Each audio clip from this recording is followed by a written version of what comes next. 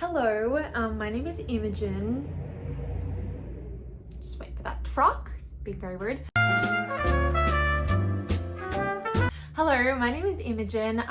I am a reader as my main hobby, and this is going to be my May wrap up. No, my April wrap up. So I had a shit month in April. I feel like I saw 500 million things of everyone in the world saying they had a terrible month this month, or last month now because it's May. So I guess we were all in this together, which I'm really happy about, but I'm also really sad that everyone had a shit month. Anyway, basically, you can see my pajamas. Let me just fix this. So I had to read a lot of books for content purposes this month. I had a very busy month on the old content schedule, and it coincided with one of the worst months I've ever had in my life, so that was all really great. So I read 6 books in April. That's my worst reading month on record, I think, apart from when I was in like a 2-year long reading slump and I didn't finish a book for 2 years. So yeah, we're just going to go through them. This is probably going to be a short video because not many books to talk about. Never Fall for Your Fiance. Never Fall for Your Fiance is a Regency era fake dating romance with 2 grumpy, dutiful characters who are our main characters. So we've got Minerva and Hugh. Minerva, I could not get past Minerva McGonagall in my mind. I wish they'd picked like a different name, but that's okay. This was a book. That sounds like I'm gonna trash it. It was good. It was really good. It was giving Bridgerton realness. I read this, I bought it just after Bridgerton came out, which is why I bought it. And then I didn't manage to finish it for ages because I was just, you know, as I said, not having a great time. Hugh is like a capital R rake. I think I actually say that phrase capital R rake a couple times. Minerva is a dutiful older sister who, like, she has this duty to her family, and basically he pays her to pretend to be his fiance for his mum, who's like a meddling matchmaker. So obviously they fall in love, and I eat it up every time. I love fake dating. I've said this before, it's one of my favorite tropes in the world. But yeah, I literally, when I got about 100 pages into this book, I was like, I consumed it so fast. And it was just so great, and the ending was really good. There is a bit of miscommunication, but that is the Regency era. Unfortunately, when you read most of the Regency era romances, no one has clear communication because they like didn't speak or touch each other. So didn't speak to each other or touch each other. And I'm all for historical accuracy, but we need to get rid of the, I'm actually not all for historical accuracy. I don't care about historical accuracy. I don't know why I said that. Anyway, get rid of miscommunication trope. Just have them speak to each other. Just put them in a room. I enjoyed it, and you should read it. It's an 18+ book. Mad About You by Vari McFarlane. This was sent to me by HarperCollins, so thank you so much, HarperCollins, for sending it to me. This was really fun. This is about a girl called Harriet who gets proposed to by her boyfriend in front of his terrible family and says yes out of pressure, and then realizes she does not want to marry her boyfriend, and because he's got a terrible family and also he's a knob. So she packs up her life, breaks up with the boyfriend, moves in with a random, and you know, they fall in love is the plot of the story. It was really good. I really like Vari McFarlane's writing because I don't really consider them romance novels. I've read a couple of her others and I didn't love them, but I did read Last Night and Don't You Forget About Me, I think, that I enjoyed, because I don't think that they're romance novels. They're actually really mainly about our main character, who's usually a woman.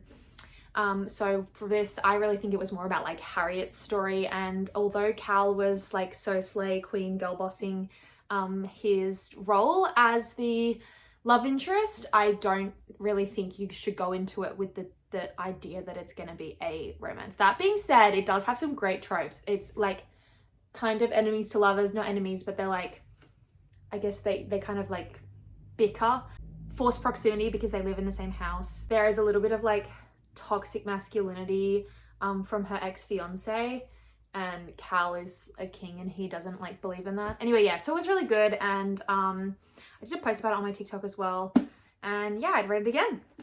Sister Stardust by Jane Green. This was also sent to me by HarperCollins, so thank you so much, HarperCollins. This was like, when I got the email that they were sending this to me, they were like, have you read Daisy Jones and the Six? And I was like, yes. And they're like, have you read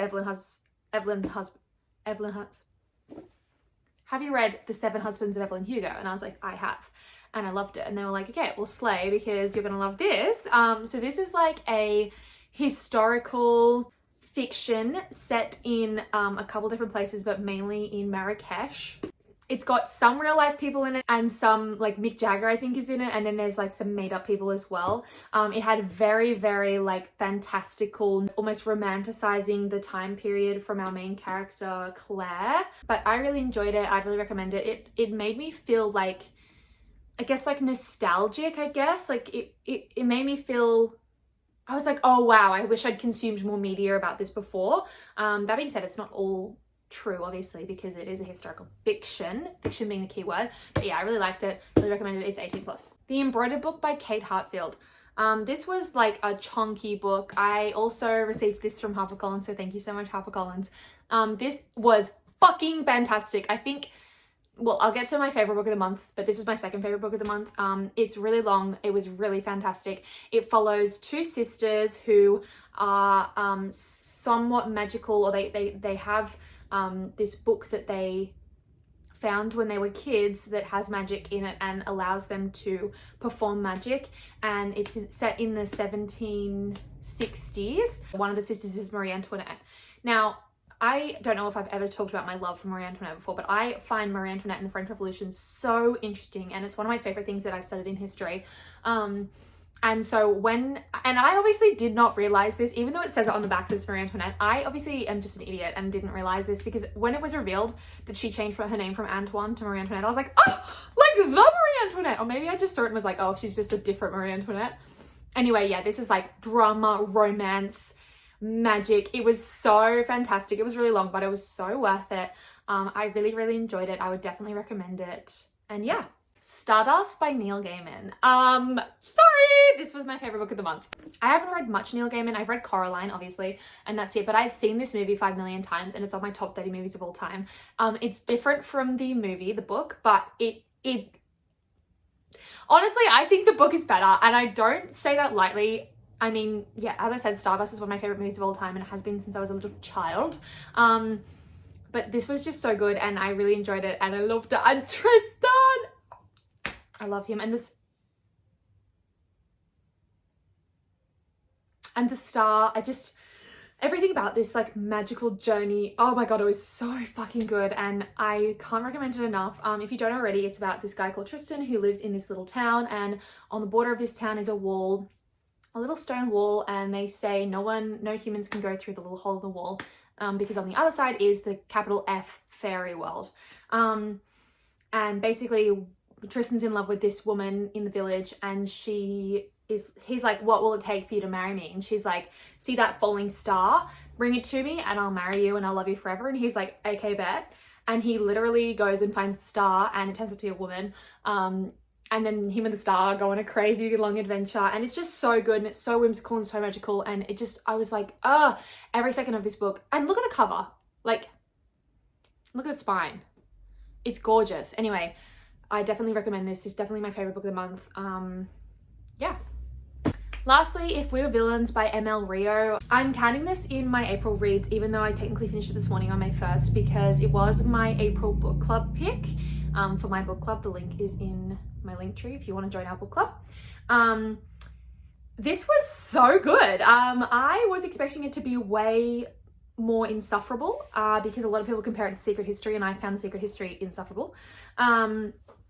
And I know The Secret History is supposed to be insufferable, but I was kind of expecting this to be like that as well, and it wasn't. It blew me out of the park.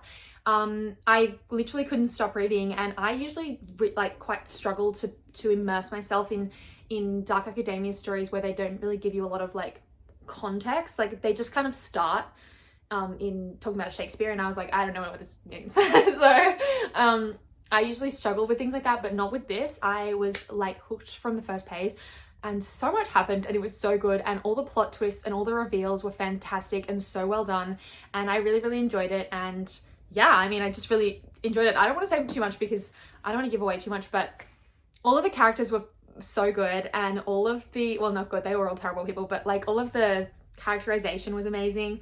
I really, really loved Oliver. I thought he was a perfect main character. I didn't think he was as annoying as Richard from The Secret History. Richard from The Secret History is like so passive, but I thought Oliver was much more of an active participant in this book, which I really enjoyed. I'm definitely going to be reading it again. I think I need to read it again to like fully take it all in. But yeah, I really enjoyed it and I definitely recommend it.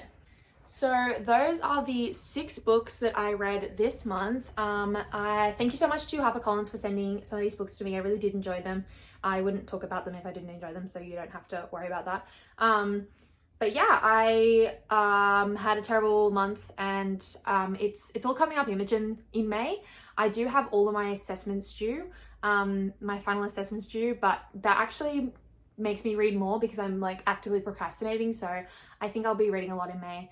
And I have an exam tomorrow morning, so I've actually got to go and study for that. So yeah, it was really nice chatting to you. Sorry, this is kind of a shorter video, but don't worry, my May wrap up will hopefully be very long.